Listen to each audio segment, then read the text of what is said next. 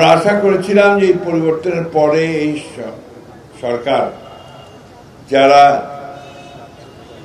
একটা অন্তর্বর্তীকালীন সরকার হলেও যারা কমিটেড এই গণতন্ত্রের প্রতি, তারা স্পেশাল সেল তৈরি করবেন এই শিশুদের পুনর্বাসনের জন্য এবং তাদের পরিবারগুলোর পুনর্বাসনের জন্য।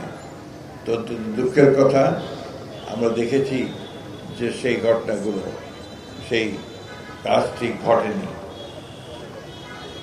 আমি আজকে আপনাদের সামনে এই একটু বলতে চাই যে আমরা রাষ্ট্রের পরিবর্তন চাচ্ছি, কাঠামোর পরিবর্তন চাচ্ছি, আমরা সংস্কার চাচ্ছি।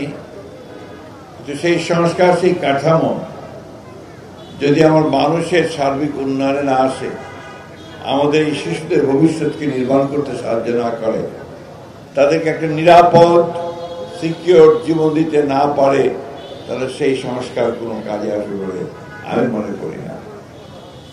আমি আশা করব যে আমাদের অন্তর্বর্তীকালীন সরকার তারা দেরিতে বিলম্ব হলেও তাদের পুনর্বাসনের জন্য, তাদের যে কষ্ট, তাদের বাবাকে খুঁজে পাওয়ার, তাদের আত্মীয়কে খুঁজে পাওয়ার, ভাইকে খুঁজে পাওয়ার যে বেদনা বা আর্তি, সেটাকে মূল্য দিয়ে সেই গুরুত্ব দেবেন।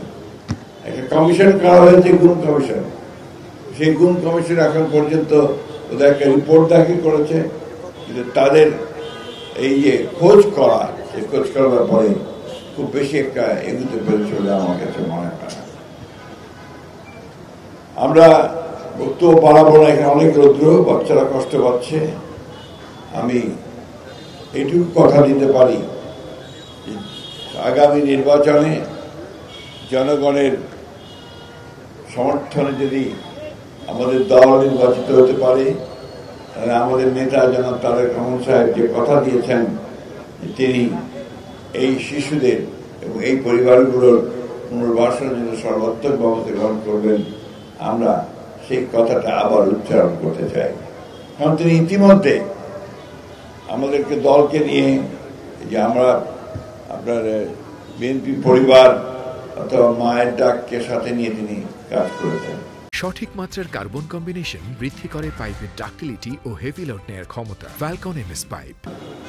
আমরা সামনের দিনে আমরা সবাই মিলে যে প্রত্যাশা করেছি যে আমরা একটা বাসযোগ্য আবাস ভূমি তৈরি করবো এই শিশুদের জন্য।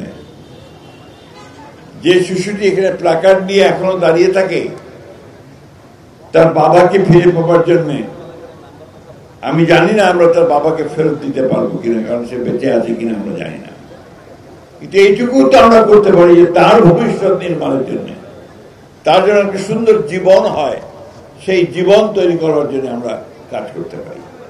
সবাই মিলে কাজ করতে, গুরুত্ব দিয়ে, প্রায়োরিটি দিয়ে যেন আমরা কাজ করতে, কারণ তার অবদান, এই অবদান আমাদের পক্ষে পরিশোধ করা, তাদের ঋণ, এটা খুব কঠিন হবে।